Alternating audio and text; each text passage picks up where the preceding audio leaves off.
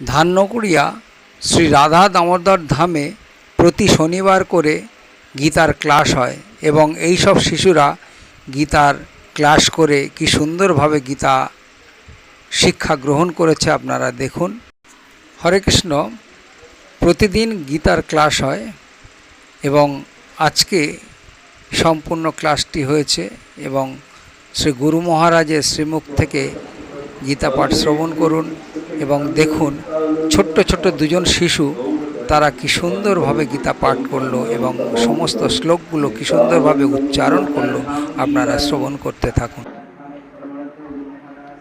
জয় জয় জয় শ্রী শ্রী গীতা পাঠ কি জয়, জয় জয় শ্রী শ্রী গুরু মহারাজের শুভ প্রণতি মন্ত্র কি জয়।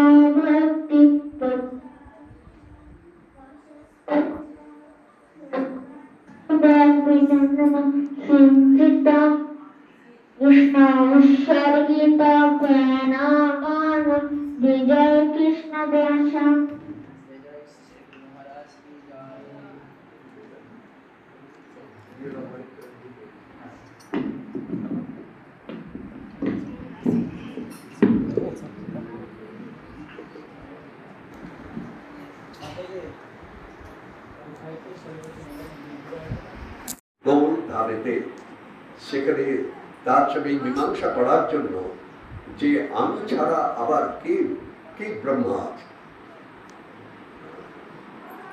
তখন দোয়ারিদের কাছে বললেন আমি প্রভুর সঙ্গে দেখা করতে চাই, আপনি অপেক্ষা করুন। দোয়ারি তাদের চেনেন না, অপেক্ষা করুন। ভগবান জিজ্ঞেস করেও যে কোন ব্রহ্মা।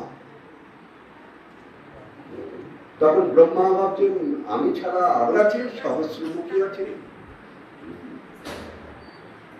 ওনার ইচ্ছে হলো দেখবার জন্য কত ব্রহ্মা আছেন। ব্রহ্মা তখন সমস্ত ব্রহ্মাণ্ডের থেকে ব্রহ্মাদের তিনি আপনার তিনি তাড়াতাড়ি দেখতে যাবেন ব্রহ্মাণ্ডকে তিনি তার সাথে আহ্বান করলেন। ব্রহ্মাদেশ তখন আমাদের ব্রহ্মাদেশ আমাদের প্রজাপতি ব্রহ্মা তিনি অবাক হয়ে গেলেন যে আমি ছাড়াও এত ব্রহ্মা। তবে আমাদের যে জ্ঞান আছে এটা খুব সীমিত, তবু মানব জন্ম লাভ করে আমরা কিন্তু অনন্ত কোটি ব্রহ্মাণ্ডের খোঁজ আমরা নিতে পারি। আগেকার ঋষি মুনি তপস্বীরা সাধন ভজনের দ্বারা সব খবর রাখতেন কোন ব্রহ্মাণ্ডে কি কাজ হচ্ছে। আর প্রত্যেক ব্রহ্মাণ্ডে প্রত্যেক গ্রহেতে কিন্তু জীব আছে। কোন একটা ব্রহ্মাণ্ড এরকম নেই, কোন একটা গ্রহ এরকম নেই যেখানে প্রাণী নেই।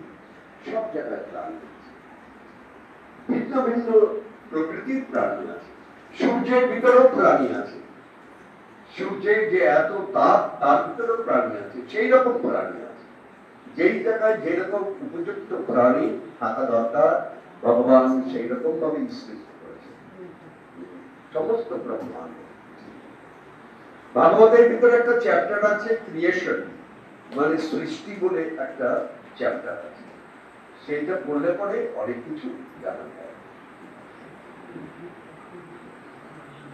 আমরা এইখানে অনেক চেষ্টা করছি কিন্তু গীতা আমি ওম নমো ভগবতে বাসুদেবায়।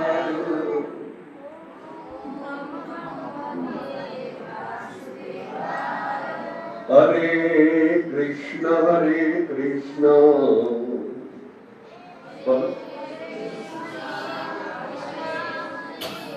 কৃষ্ণ কৃষ্ণ হরে হরে সবাই বলুন হরে রাম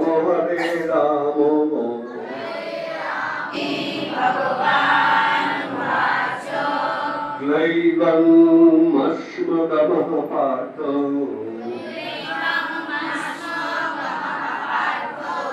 নৈকাত্তায়ুপপাদ্যতে শূদ্রং হৃদয় দৌর্বল্যং त्यक्तोत्तिष्ठा परन्तप नैनं छिन्दन्ति शस्त्राणि नैनं दावति पावकः न चैनं क्लेदयन्त्यापो न शोषयति मारुतः अपचित्तम् इमं धर्म्यम् संग्रामं न करिष्यसि ततः स्वधर्मं कीर्तिं च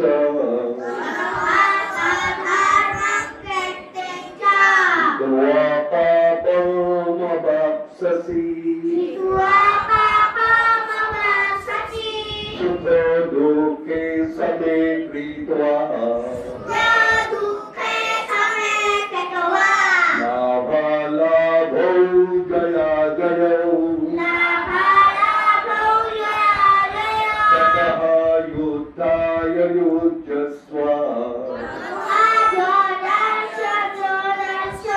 नैवं पापं न वाप्स्यसि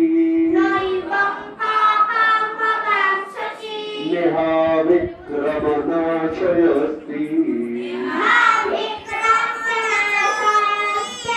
तत्तवायो न विद्यते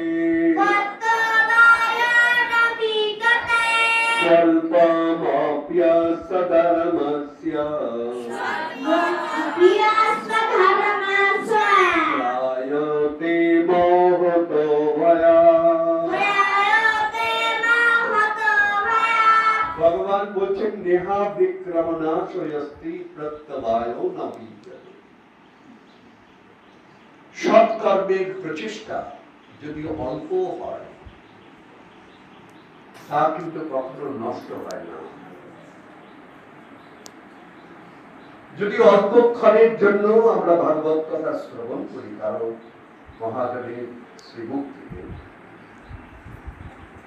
অল্প সময়ের জন্য শ্রবণ করেও সেই ত্রিদাব জ্বালা থেকে আমরা মুক্ত হয়ে যেতে পারি। কারণ ভগবান যখনই আমরা ভগবানের মুখ নিঃসৃত বাণী আমরা পাঠ করি, আমরা শ্রদ্ধায় করি, ভগবান আমাদের কাছে ঋণী হয়ে যান।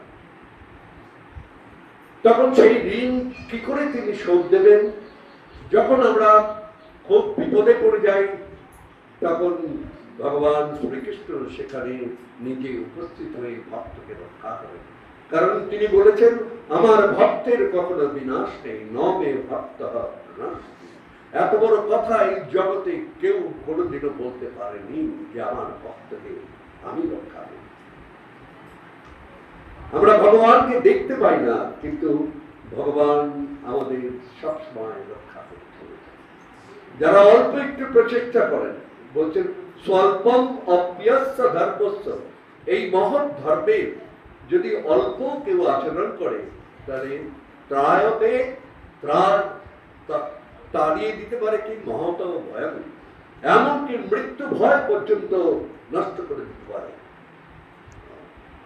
মৃত্যুর সময় কেউ যদি যেমন অজামিল নারায়ণ নারায়ণ নারায়ণ বলে নিজের সন্তানকে ডেকেছিলেন আর না বিষ্ণুদূতরা এসে গেছিলেন, সেই রকম একটুখানি একটা শ্লোক যদি আমরা বলে আমাদের অসময়ে বলতে পারি যদা যদা হি ধর্মস্য, ভগবান তুমি বলেছিলেন বলতে পারি, দেখবেন আমাদের ভগবান এসে, ভগবানের দূতেরা এসে আমাদের এসে রক্ষা করে। কর্মণ্যেবাধিকারস্তে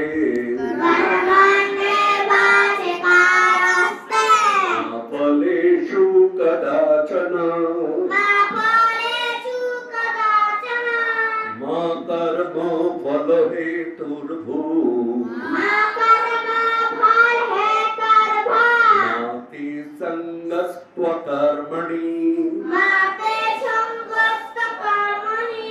योगस्थः कुरु कर्माणि सङ्गं त्यक्त्वा धनञ्जय सिद्ध्या सिद्ध्यौ समो भूत्वा समत्तं योगयुज्यते। ভগবান বলছেন কর্মেতেই তোমার অধিকার, কর্মণ্যেবাধিকারস্তে মা ফলেষু কদাচন, কখনো ফলের আশা করো না। বিশেষ করে মন্দিরে এসে, ভগবত ধামে এসে কখনো তোমার জড়জাগতিক কোনো বিষয়বস্তু কামনার কথা ভগবানকে বলো না। ভগবান অন্তর্যামী, তিনি সব জানেন তোমার কি প্রয়োজন আর তোমাকে কি দিতে হবে, ভগবান সব জানেন। তোমার কাজ হচ্ছে শুধু সেবা দিয়ে যাওয়া, নিষ্কাম ভাবে, কোন প্রাপ্তির আশা করে না। গোপিনীদের ভিতরে কিছু কামনা ছিল। কি কামনা? কৃষ্ণ সুখের কামনা। আমাদের যত দুঃখ হোক, কিন্তু কৃষ্ণ যেন সুখী। কৃষ্ণ আরো অনেক মঞ্জুরি ছিলেন ভগবানের গোপিনীকে, তারা অজ্ঞাত ছাড়ে থাকতেন, তারা কৃষ্ণকে স্বামী বলে স্বীকার করে নিয়েছিলেন, আর কাউকে কোনো পুরুষকে তারা দর্শন করেননি। সেই রকম তাদের মঞ্জুরি বলা হয়। এইরকম কৃষ্ণ তাদের বিবাহ করেনি, কিন্তু তারা কিন্তু কৃষ্ণের সেবা দিয়ে গেছেন, কোনো কিছু আশা করেননি, এমনকি কৃষ্ণের সুখের আশাও করেননি। আমার সেবা দেওয়া কাজ, আমি শুধু সেবা করি, তারপরে কি হবে সেটা আমার জানার দরকার। কাজেই ভগবান বলছেন তুমি শুধু কর্ম করে যাও, নিষ্ঠার সঙ্গে করো। অন্য শ্লোকে বলছে তোমার কর্মেতে কারোর সঙ্গে যেন শত্রু ভাব তোমার না আসে, তুমি যেন কারো ক্ষতি করে কর্ম করো না। নিজের কর্মটা নিজে করো, সংসার ধর্ম পালন করা তোমার কর্ম, এটা তুমি করে যাও, নিষ্কাম ভাবে করো, আর ভগবানের প্রতিনিধি স্বরূপ তুমি করো। ভগবান আমাকে এই দায়িত্বটা দিয়েছেন। 4 জন হোক, 5 জন হোক, 10 জন হোক, এই সংসারে আমার জনকে নিয়ে একটা সংসার তৈরি করা এবং সেটা থেকে স্বল্প কর্মেতেই সিদ্ধি লাভ করা। সবগুলো কোথায় যাচ্ছে ভূষণ? আমাদের কাজ হলো কখনো ফলের আশা করলেই কিন্তু বন্ধন এসে যায়। ফল এমন একটা জিনিস, যেমন লটারি, লটারি পেলেও বন্ধন, না পেলেও বন্ধন। বলে পেলে বন্ধন হয় কি করে? 1 কোটি টাকা তুমি পেলে, তোমার আমার মনে হচ্ছে এখন আমি 50 লক্ষ টাকা যদি লাগিয়ে দিই, আমি মা তো পিতা মাতা, মা একটা আধার মাত্র। যা কিছু কাজ করলেন গোবিন্দ করলেন, তিনি ওই বীজটা মধ্যে আছেন বলেই কিন্তু মায়েরা গর্ভ ধারণ করলেন। ওর ভিতরে প্রাণ আছে, আর বীজটার ভিতরেই আছে, ওই বীজের ভিতরেই আছে ছেলেটা গায়ের রং কালো হবে না খারাপ হবে, ছেলেটা ভালো চরিত্রের হবে না কি হবে, সে কিরকম গুরুদেব পাবে, কিরকম তার বিবাহ সংযোগ হবে, সবকিছু ওই বীজের ভিতরে আছে। যেমন একটা ছোট্ট একটা গাছের বীজের থেকে দেখো একটা বিরাট বড় গাছ হয়ে আবার কাঁঠাল তৈরি হচ্ছে, আম তৈরি হচ্ছে, কিন্তু মূল হচ্ছে ওই বীজটা, আর ওই বীজটার পিতাই হচ্ছেন কৃষ্ণ। অহং বীজ প্রদৌ পিতা। তো সব কিছু যখন ভগবানের সৃষ্টি, তাহলে তার জিনিস তাকে না বলে নেওয়াটা কি অপরাধ কি অপরাধ নয়? কে বল? কি অপরাধ? ভগবান বলছেন কাউকে না বলে, তুমি যদি কারো বাড়ি থেকে কারো গাছ না বলে আম নিয়ে নাও, সেটা তোমার অপরাধ হলো, তোমাকে পুলিশে দিয়ে দিতে পারে, জেলখানায় যেতে হতে পারে। কিন্তু তুমি যদি বলো মাসিমা আমি দুটো ফুল নেব, দিদা আমি দুটো ফুল নেব, বলে কি করবি রে? বলে আমি গোবিন্দের চরণে দেব, নে বাবা আমার জন্য কয়েকটা রেখে দিস তুই। তখন তাকে কেউ চোর বলবে না। তো ভগবান বলছেন আমার দ্রব্যাদি আমাকে না বলে নিলেই চুরি করা হলো। সেই জন্য ভগবান বলছেন ইয়ৎ করোষি যদশ্নাসি ইয়ৎ জোহোষি দদাসি ইয়ৎ তপস্যাসি কৌন্তেয় তৎ কুরুষ্ব মদর্পণম। তুমি যা কিছু করো আমাকে অর্পণ করে করো। তুমি আহার করো, তুমি দান করো, যজ্ঞ করো, তপস্যা করো, যা কিছু করো আমাকে অর্পণ করে করো। আমাকে অর্পণ করলে কি হবে? তোমার বন্ধন আসে। যে কোনো কর্ম করলে পরে বন্ধন আসে, একটা ফল পাওয়া যায়, সেই ফলের থেকে ফলটা যদি খারাপ হয় তাতেও বন্ধন হয়, ভালো হলে ফল। আর ভগবানকে অর্পণ করলে পরে আর কোনো বন্ধন আসে না।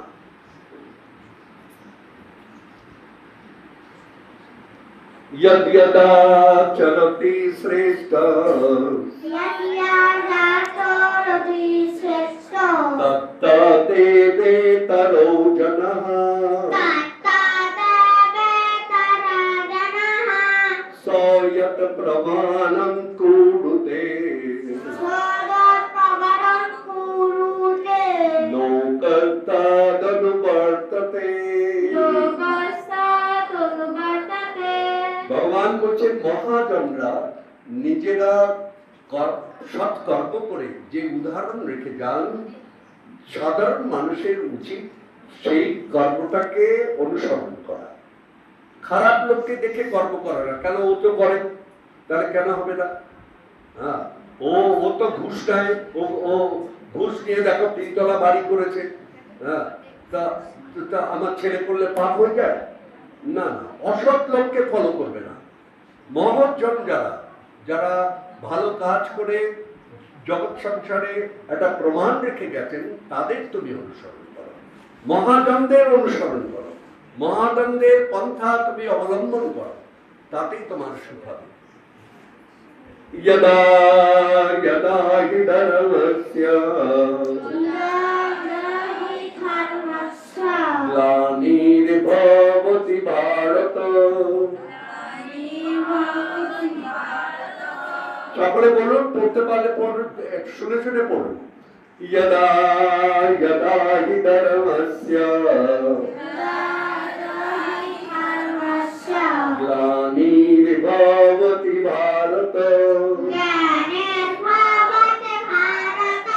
अभ्युत्थानम् अधर्मस्य तदात्मानं सृजाम्यहम् परित्राणाय साधूनां विनाशाय च दुष्कृतम् धर्म संस्थापनार्थाय संभवामि जुगे जुगे। ভগবান শ্রীকৃষ্ণ বললেন আমি অবতীর্ণ হই কি কি কারণে, সকলে জিজ্ঞেস করতে পারে। তোমরা তো খুব ধর্মপ্রাণ, তো ভগবান বলো যে ভগবান আসেন, কি কারণে আসেন ভগবান? হ্যাঁ, ওটা একটা হলো